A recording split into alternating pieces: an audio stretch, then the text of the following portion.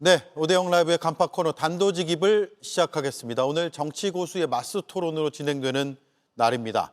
홍익표 민주당 골목골목 선대위 골목골목 선대위 서울위원장 나와주셨습니다. 어서 오세요. 네, 반갑습니다. 예, 김종혁 국민의힘 최고위원은 오늘 지금 차가 좀 막히나 봅니다. 잠시 뒤에 도착할 예정인데요. 월요일이라서 특히 교통 상황이 좋지 않은 것 같습니다. 이수진 앵커의 브리핑을 듣고 시작을 하겠습니다. 여러분 다 아시는 것처럼 문재인은 선거 때마다 부정선거를 안 한 적이 단 한 번도 없습니다. 포도독 놈들 모두 국민의 신성한 주권으로 반드시 심판해서 구속시켜야 되겠죠. 부정선거 주범 문재인을 구속하라. 보신 것처럼 국민의힘 김문수 후보는 집회에 참여하고 관련 콘텐츠를 제작할 만큼 진성 부정선거론자로 평가를 받아왔습니다. 국민의힘 후보가 됐을 때도 사전투표 제도를 아예 없애겠다고 목소리를 높였죠.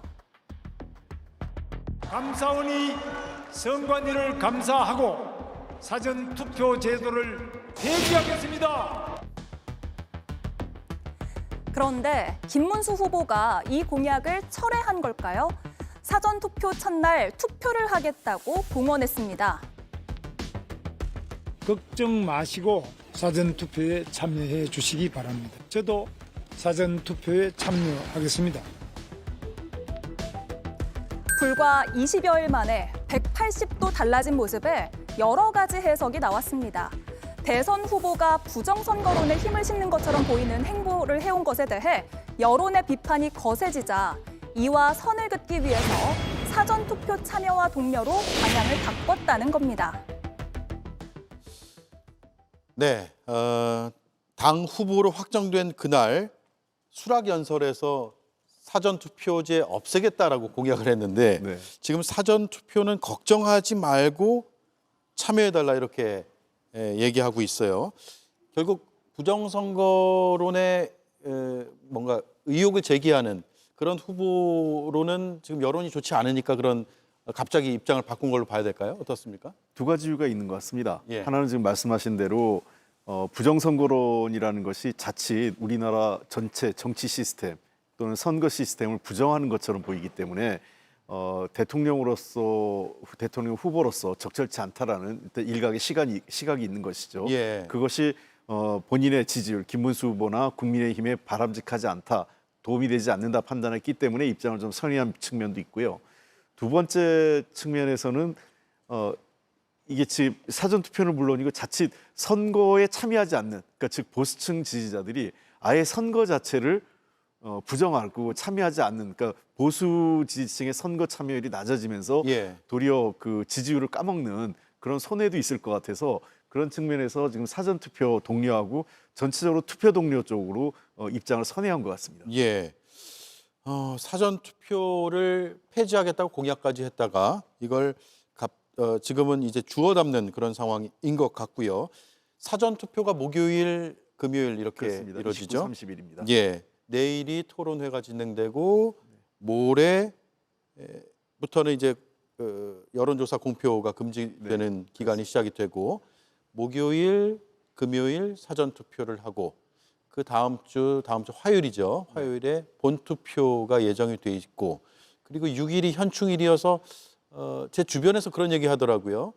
사전투표를 하고 주말과 주중에 이제 휴일이 아닌 날들 연차 휴가를 써서 쭉 이어서 그렇습니다. 4일하고 5일 이틀 휴일을 내면 예. 3일부터 한 5, 6일 정도를 휴가를 예. 연휴를 즐길 수 있기 때문에 아마 사전투표율이 높을 것 같습니다. 최근에 투표율 현황을 보면 사실은 사전투표가 높다고 본투표가 높아지는 건 아니에요. 예. 그러다 보니까 일종의 투표를 좀 빨리 하고 편하게 빨리 하겠다 이런 거지 사전투표가 높다고 전체 투표가 높아지는 지금 그래픽도 아마 준비가 되신 것 같은데 네. 내용들을 보면 그냥 편한 대로 투표를 빨리빨리 하시는 것 같아요. 네. 2017년 19대 대선 때의 수치입니다. 사전 투표율이 26.06%였고 본 투표율까지 다 합치면 최종 투표율은 77.2%가 나왔습니다. 네. 지난 2022년 20대 대선에서도 전체 투표율은 77.1%로 거의 비슷했는데 사전 투표율은 높았단 말이에요. 사전 투표율이 36% 넘어서면서 그때 이거 본 투표율까지 합치면 한 80% 훌쩍 넘는 거 아니냐는 예. 여러 추측들을 해봤지만 결국 그렇게 높아지진 않았고. 네. 그러니까 그 유권자들께서 하나의 이제는 그 문화적으로 받아들인 거죠. 사전 투표를. 예. 과거에는 사전 투표에 대한 홍보도 좀 부족했고, 그리고 두 번째는 사실 그 국민의힘 측에서 사전 투표에 대해서 약간 부정적으로 참여하지 않는 게 있었는데 이미 그런 거보다는 본인의 편리성에 있고, 그리고 당시 대선 때도 국민의힘 측에서도 사전 투표를 적극 독려했습니다. 그 당시에도요. 그러다 예. 보니까 사전 투표의 참여율이 점점 좀 높아지고 있지 않나 이렇게 보입니다. 예. 이전에는 사전 투표율이 높으면 어느 당에게 유리하고 또 네. 그렇지 않으면 어느 당에게 유리하고 뭐 이런 해석들이 많았는데 그것도 꼭 성립되는 건 아닌 거 아닌가요? 근데 아무래도 근데 이제 사전 투표가 높으면 민주당 측에 유리하다 이런 얘기의 정설은 조금 있긴 있습니다. 예. 왜냐하면 사전 투표가 주로 자기 직장 주변에서 직장인들이 가까운 그 자기 거주지가 아닌 인근의 그 일터 근처에 있는 가까운 동사무소나 이런 데서 투표를 할 수 있지 않습니까? 네. 그러다 보니까 주로 이제 40대, 50대 뭐 주로 이런 샐러리맨들의 투표가 높다 보니까 상대적으로 민주당에 대한 지지층이 높은 건 사실입니다. 근데 지난번에 36%까지 높아지면서 지난 그 17대 그 2017년 그 대선 때보다는 상대적으로 표 차이가 좀 줄어들었어요. 사전 투표에서도. 그러니까 말씀하신 대로 이제는 사전 투표가 특별히 민주당이 유리하냐 또는 뭐 국민의힘에 불리하다 이렇게 볼 수는 없다 이렇게 보입니다. 예. 이번에도 꽤 높을 것으로 예상이 되죠. 26%, 36%대였다면 네. 저도 이번에 사전 투표를 해야겠다는 생각을 하게 됐는데 본투표 때는 또 대선 개표 방송이랄까 뭐 이런 준비들이 또 많아서 당일날 투표하기가 어렵더라고요. 예. 그래서 지난번에도 사전 투표하고 이번에도 사전 투표를 해야겠다라는 생각을 하고 있는데 예. 주변에 그런 분들이 더 많아진 것 예, 같아요. 그렇습니다. 지금 지난번 총선 때도 지난 1년 전 총선 때도 그랬고 한 반반. 그러니까 이제 이 사전 투표하시는 분이 절반, 그다음에 본 투표하시는 분이 절반이 지금 대선 때부터 계속 반복적으로 나타나고 있는 것 같습니다. 예. 사전 투표를 그래서 김문수 후보가 처음에는 없애겠다라고 했다가 지금은 걱정 말고 하시라 예. 이렇게 입장을 바꾼 것도 결국 사전 투표율이 높아지는데 사전 투표에 참여하지 않으면 그만큼 득표에 큰 어려움이 있을까 봐 걱정해서 그런 거 아니겠어요? 그렇습니다. 그리고 그 이제 사전 투표가 하나의 문화적과 투표의 어떤 투표 문화로 자리 잡았고 가장 중요한 것은 정당이나 또는 그 정부 행정기관에서는 유권자들의 투표 참여를 독려해야 되는 거 아니겠습니까? 그런 측면에서 사전 투표를 제약하기는 좀 어려울 것으로 보입니다. 그러나 좀 중요한 것은 이런 사전 투표와 관련돼서 여러 가지 부실 관리. 그러니까 제가 지난번에 선거 부정선거와 선거 관리의 부실은 좀 다르다고 얘기했듯이 예. 선거 관리를 좀 더 어떤 부실한 내용이 없게 투표함 관리나 이런 걸 좀 철저하게 해야 되겠죠. 예. 자, 말씀을 나누는 사이 김종혁 최고위원 오셨습니다. 차가 많이 막히나 보네요. 무슨 사고가 났나 봐요. 1시간 걸렸어요. 예. 그렇군요. 여의도에서요? 네. 아이고. 20분이 모는 걸. 예. 사전 투표 얘기를 하고 있었는데 네네. 당에서는 지금 사전 투표에 많이 참여해 달라라는 입장이잖아요. 그렇습니다. 김문수 후보는 사전 투표를 없애겠다라고 공약을 했다가 입장이 지금 바뀐 걸까요? 어떻게 봐야 됩니까?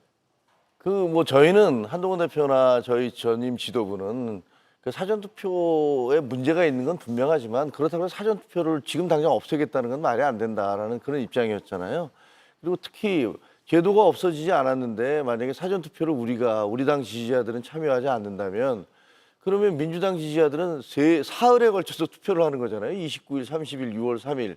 근데 저희 당 지지자들은 이틀은 안 하고 6월 3일 날만 해야 된다면 혹시 그날 뭐 몸이 아프다든가 갑작스럽게 무슨 일이 생긴다든가 그러면은 투표를 못 할 거 아닙니까? 그러니까 이거는 뭐 한쪽 팔을 묶어놓고 선거를 하자는 거나 마찬가지니까 예. 이런 식의 주장은 옳지 않다라고 얘기를 하는 것이고요. 그런 얘기들을 계속 해왔고 그래서 제가 알기에는 29일 날 사전투표하는 날 한동훈 전 대표는 광주에 내려가서 직접 본인이 이제 사전투표를 하거든요. 광주에서요? 예, 광주에서 사전투표를 하는 것은 뭐 우리 당이 결코 이렇게 사전투표나 부정선거를 부인하는 부정선거를 주장하고 사전투표를 부인하는 그런 정당이 아니다라는 것들을 보여주기 위한 것이고 제가 보기엔 김문수 후보도 본인이 다 대표가 돼서 지금 후보가 돼서 투표를 하는데 아니 누구든지 계산을 따져볼 거 아닙니까? 우리는 하루 투표하고 저기는 사흘 투표한다? 네. 그건 말이 안 되는 거죠. 뭐. 예. 그러니까 독려하는 거라고 생각합니다. 네.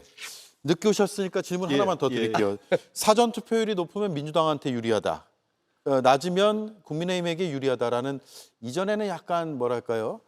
통설이 있었는데 그 맞는 것으로 보입니까? 어떻습니까? 맞는 거죠. 왜냐하면 지금 그 민주당 지지자들한테 사전 투표 하실래요? 그랬더니 뭐 나오는 게 한 50몇 프로인가 그렇더라고요. 근데 예. 국민의힘 지지자는 10몇 프로더라고요. 그럼 그런 상황에서 투표를 하면 압도적으로 민주당 지지가 높을 건 맞는 거 아닙니까? 그러니까 그거는 과학적으로 왜 그게 높으냐? 민주당 지지자들이 사전 투표를 많이 하니까 높은 거죠, 뭐. 예.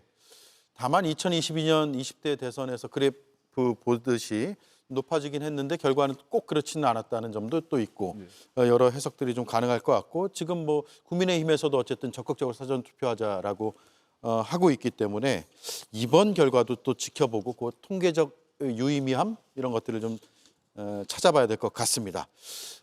시간이 많지 않아서 단일화 얘기로 넘어갈게요. 이미 투표용지 인쇄는 이제 시작이 됐습니다. 네. 기호 4번 이준석 개혁신당 후보가 딱 찍히게 됐는데 그럼에도 불구하고 국민의힘에서 물론 지금 지도부나 혹은 친윤계에서 단일화를 계속 얘기하고 있는데 개혁신당 이준석 후보는 오늘 굉장히 압박을 하더라. 앞으로 정치하기 힘들겠다는 취지의 그런 압박까지도 본인한테 들어온다라고 하는데 될까요? 안 될까요? 민주당에서 일단 이재명 후보는 단일화를 할 것으로 보고 대비하고 있다라고 말했잖아요. 예, 그것은 이제 최악의 상황을 염두에 두고 있다 이렇게 보고요. 많은 지금 전문가들, 정치 주변의 평론가들이나 제 의견을 물어보고 여러 의견을 들어봤는데 현실적으로 좀 쉽지 않지 않느냐 이렇게 얘기를 하더라고요. 이제는요. 왜냐하면 남은 기간 하나가 이제 28일입니다. 왜냐하면 이준석 후보 입장에서 무조건 27일에 3차 토론을 할 거고요. 그럼 28일 하루 남았는데 경선이나 어떤 여론조사 방식이 불가능하거든요. 그러면 지난 3년 전에 안철수 그 윤석열 두 후보처럼 그냥 단판을 재야 되는데 그런 방식으로 누가 하나 물러서기에는 현실적으로 좀 어려워 보여요. 예. 그리고 지금 현재 이렇게 자꾸 단일화 얘기를 하는 것은 국민의힘 측에서 두 가지 목적이 있는 것 같습니다. 단일화 프레임을 씌워놔야 이준석 후보에 대한 지지율을 좀 누르는 효과가 있는 것 같아요. 그러니까 왜냐하면 일종의 단일화 대상이기 때문에 양자 대결의 플러스 알파처럼 보이게 하는 효과가 하나 있고 두 번째는 소위 친윤 지금 당권파죠. 당권파들 입장에서는 나름 젖잘싸 프레임이죠. 졌지만 잘 싸웠다. 최선을 다해서 뭐 했고 결국은 이준석이 단일화 안 해줘서 우리가 졌다. 예. 이런 당권파의 결국은 선거 패배에 대한 책임을 좀 면하기 위한 것 아니냐. 그 부분에 대해서는 한동훈 전 대표도 지금 강하게 비판하고 있는 것 아닌가 싶습니다. 패배는 했지만 그 패배의 원인이 우리는 열심히 잘했고 이준석 후보가 단일화를 안 해줘서 결국 진 것이다라고 책임을 그쪽으로 돌리면서 일부 완전하진 않지만 일부라도 넘길 수 있는 여지가 생기는 거죠. 예. 지난 대선 때도 그랬고 당 지도부가 지고 나면은 지도부가 사퇴를 보통 하잖아요.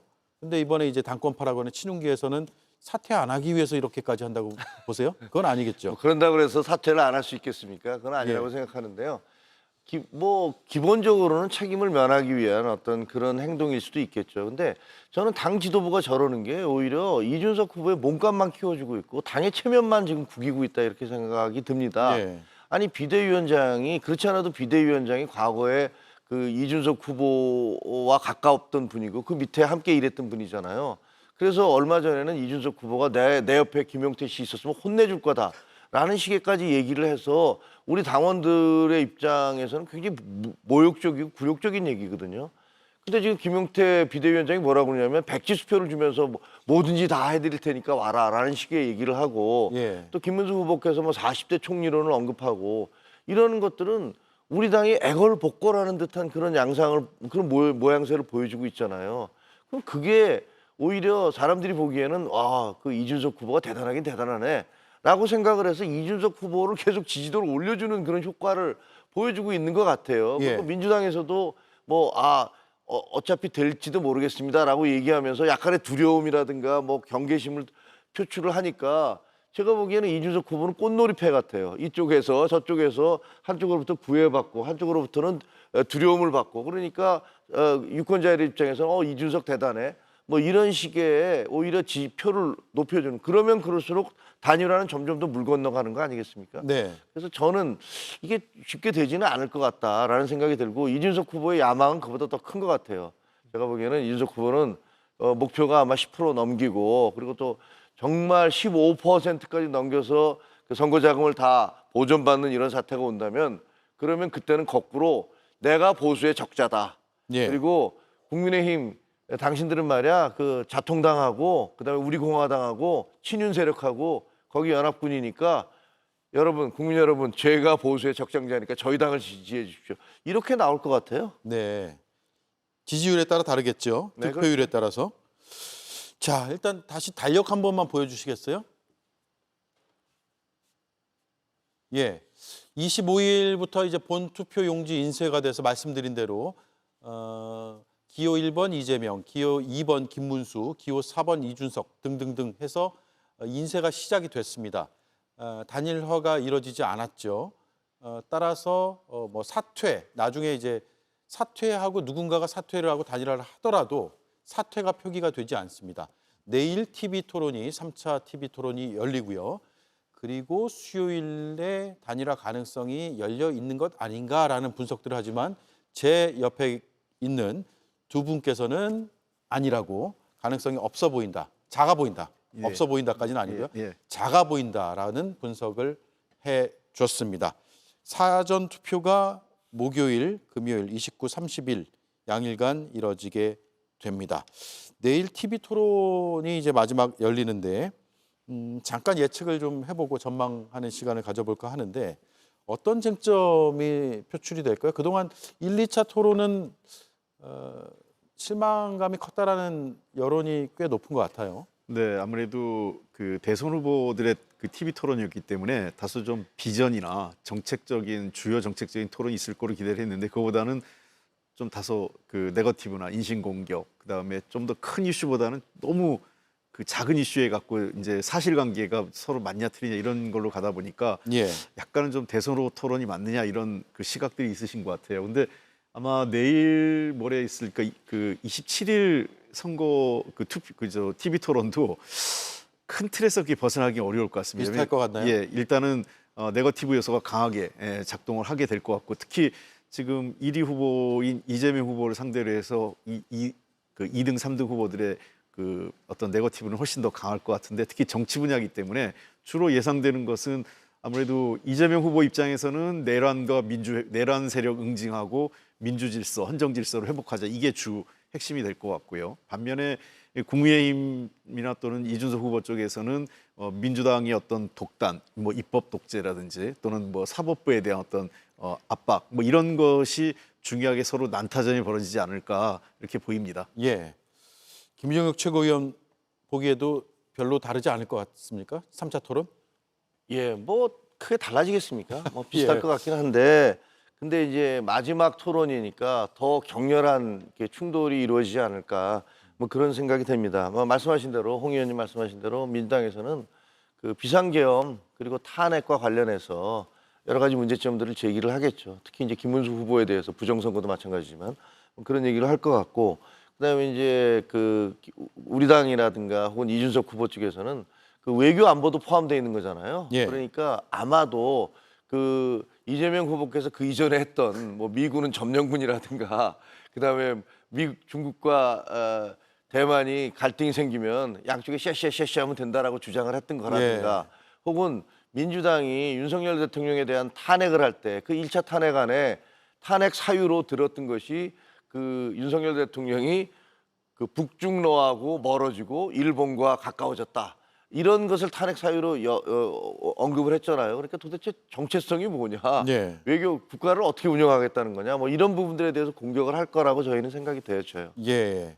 그에 대한 대비를 하고 있겠죠. 각 예, 그렇습니다. 캠프 후보 측에서요. 그러겠- 예.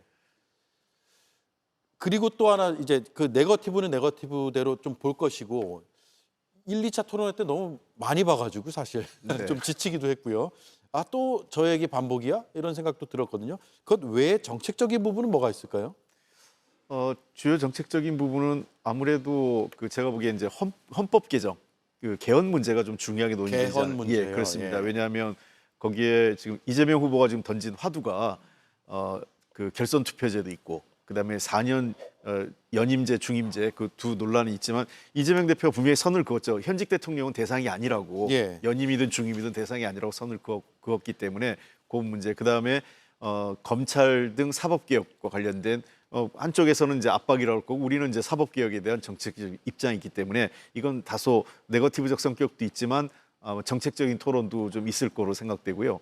그리고 그 외교안보가 있기 때문에 아마 통상 관련된 문제도 중요하게 논의가 될 것 같습니다. 그러니까 미국의 트럼프 정부가 한국에 대한 어떤 그 관세 압박 또 여러 가지 그 한국에 대한 통상 압박을 좀 하고 있기 때문에 이 경우에 한국이 어떻게 대응을 해야 될 건지 어떤 방식으로 외교적 대응을 할 건지 그 문제 그리고 마지막으로 아마 논의가 될 거는 뭐 어쩔 수 없는 이슈지만 그 북한과 관련된 핵 문제 또는 한반도 평화 이 문제도 중요하게 다뤄진 이슈가 되지 않을까 싶습니다. 예.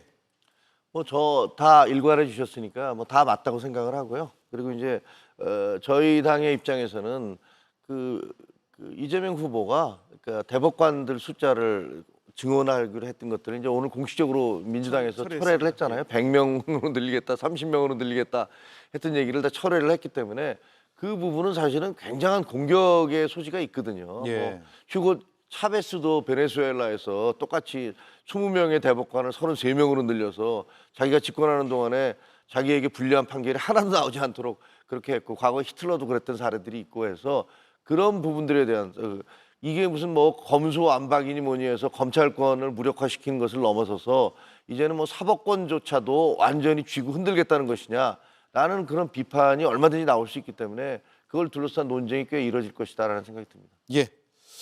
알겠습니다. 내일 마지막 3차 토론이 있고요. 법정 토론이 그렇습니다. 방송사 초청 토론은 이번에는 이루어지지 않았고 각 뭐 기자협회라든가 여러 직능 단체에서 초청했던 토론도 이번엔 이루어지지 못했습니다. 그 부분에 대해서 제가 꼭 한 말씀 드리고 싶은 게 있어요. 왜냐하면 네, 저는 짧게만요. TV 토론이 지금 선관위가 하다 보니까 기계적 중립으로 해서 이게 토론 같지 않은 토론을 하거든요. 미국 같은 경우는 굉장히 깊은 시간에 사회자가 개입은 최소한 합니다. 한 사람이 너무 일방적으로 얘기하거나 네. 네거티브가 너무 심하거나 그리고 자료도 없이 딱 백지 한두 장 들고 와서 메모만 하거든요. 저는 그런 TV 토론이 훨씬 더 후보자들의 실력과 정책적 능력을 검증하는 거 아닌가 생각됩니다. 네, 알겠습니다. 여기까지 듣죠. 다음 주에는 차가 안 막히기를 바랍니다. 고맙습니다. 고맙습니다. 고맙습니다.